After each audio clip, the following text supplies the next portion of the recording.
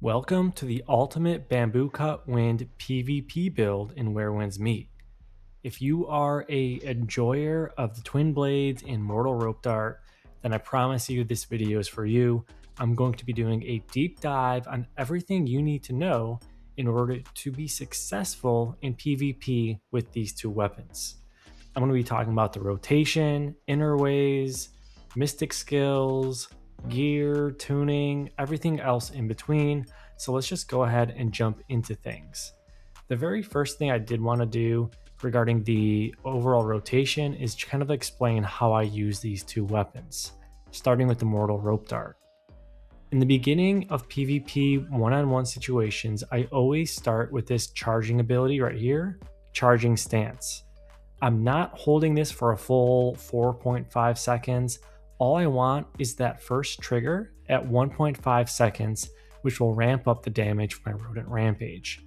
That is my goal. I almost never even used it other than like the first 2 seconds of the entire fight because I really want to just buff up Rodent Rampage for some initial massive damage.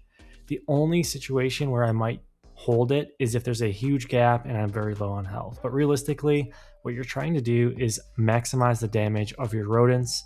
So after that 1.5 second charge, you proc the Rodent Rampage and then you swap over to your Infernal Twinblades, which is where most of your damage is probably going to be coming from.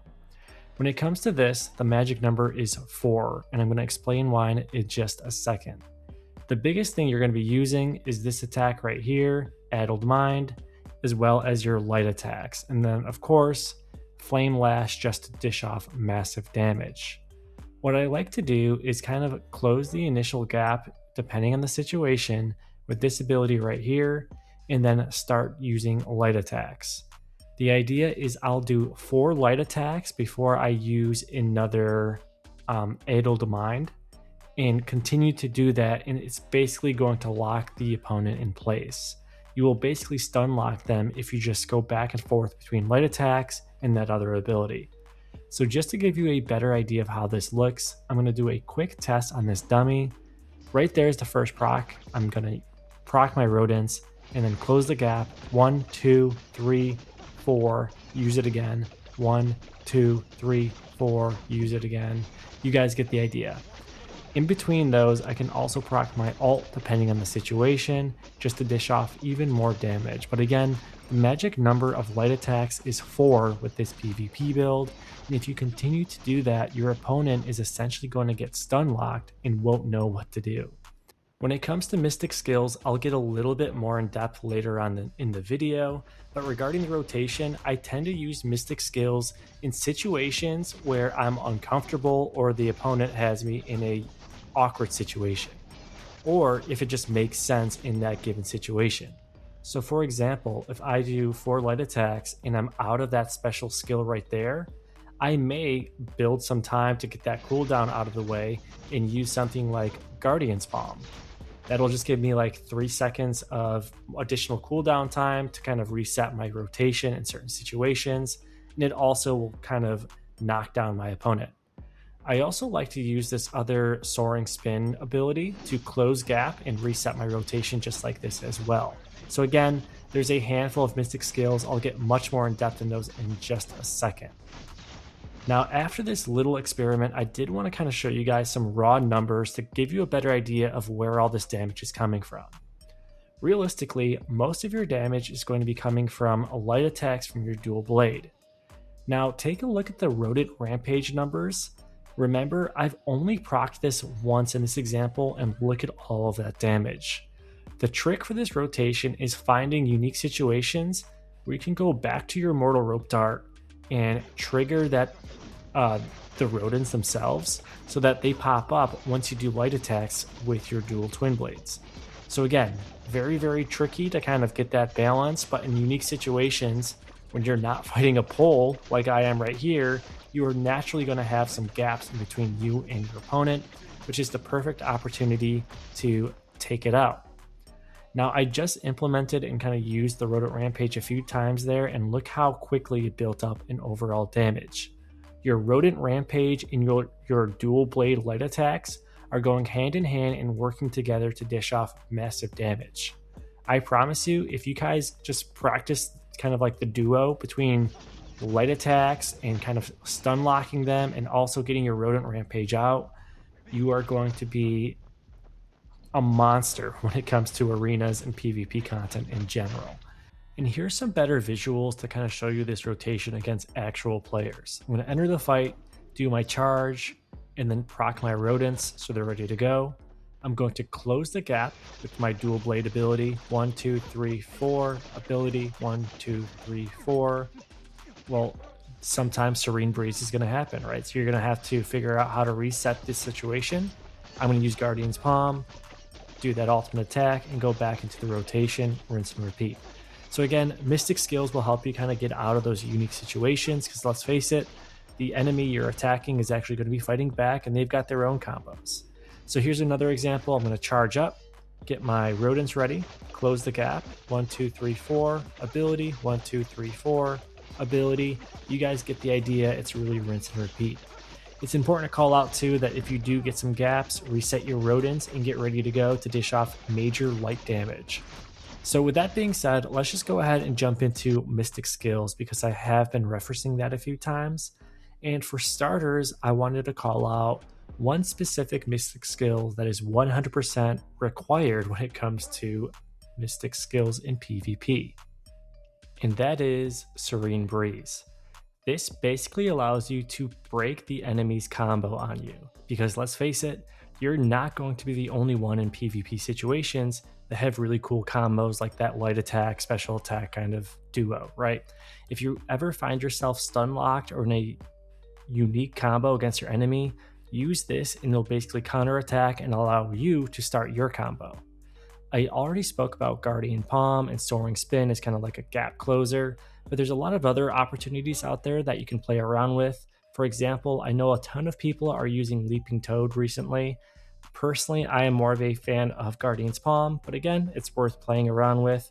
Same with Cloud Steps. I should be adding this one, honestly, to my queue here for PvP, because it's a great way to close gaps, especially if you're against a ranged player and you want to get close enough for your dual blades.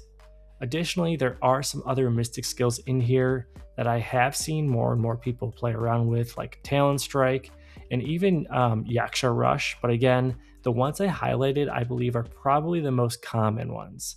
But that doesn't mean you can't use them and implement them with your combos. Of course, we've all seen Dragon's Breath and Drunken Poet, but personally, I'm not a huge fan of it because it does take a little bit of time to set that up, and I'd rather focus on getting my combos out as fast as possible. Friendly reminder, if you guys made it this far in the video, please consider hitting that like and subscribe. It just really helps me out. Okay, next up, let's talk about Inner Ways. And we have a lot of flexibility when it comes to PvP, but there are a few things that you should really focus on.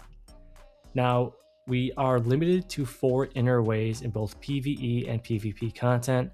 And the 3 that I believe you definitely need to lock in are these 3 in the top left corner here. I think for this build, they are tremendous. They help with overall damage output and survivability quite a bit. And as you upgrade the tier for all of these, they just lead to even more damage output. So again, the sooner you can max out and hit T6 on all 3 of these, the better. And when it comes to the 4th one, I do think we have some flexibility, especially since there's a lot of unique situations where certain Inner Ways can really be more effective than others based on your gameplay, right? But Echoes of Oblivion, of course, you want to max that out. We talked about more Hell Chant. Those 3, again, spend the time, invest in those 3 because you'll be using them in both PvP and PvE content long term. When it comes to the 4th Inner Way, currently I use 5-fold bleed, but I will be changing that. Early and mid game, I think this is a great option, but once you get to tier 5 and more importantly tier 6, the upgrades at some of these Inner Ways is honestly just insane, especially when compared to 5-fold bleed. It just isn't as effective once everything is maxed out. A lot of players like to use Breaking Point, for example. You can kind of take a closer look at some of these upgrades for both PvE and PvP content. Some people even like Adaptive Steel. I mean, I'll give you my suggestion on what my long-term game plan is, but again, it's going to be a bit of a long grind to get to the ultimate PvP build. Um, some people like bitter seasons. It's kind of like a poison damage over time effect. I still don't think it deals as much as people think, though. So, long story short, I would say that the two you may want to consider is either Fury Harvest.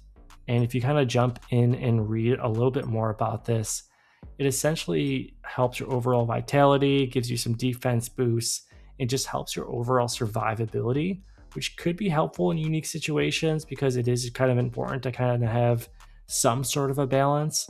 Plus, with the vitality, it just gives you more wiggle room when it comes to mystic skills if you get in a sticky situation. Now, the one I'm going to be investing in, which I'm most comfortable in investing, is Vital Leech when it comes to PvP content. As you upgrade this, it picks up some amazing additional perks. And take a look at this one at T6. Essentially, attacking your enemy when they're exhausted will grant you a huge amount of lifesteal, which can greatly be a game changer in PvP related content.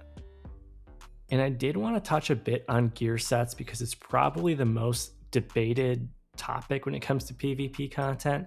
And I'm just going to highlight what I personally have had a lot of success in. And that is the Hawkwing set with this build.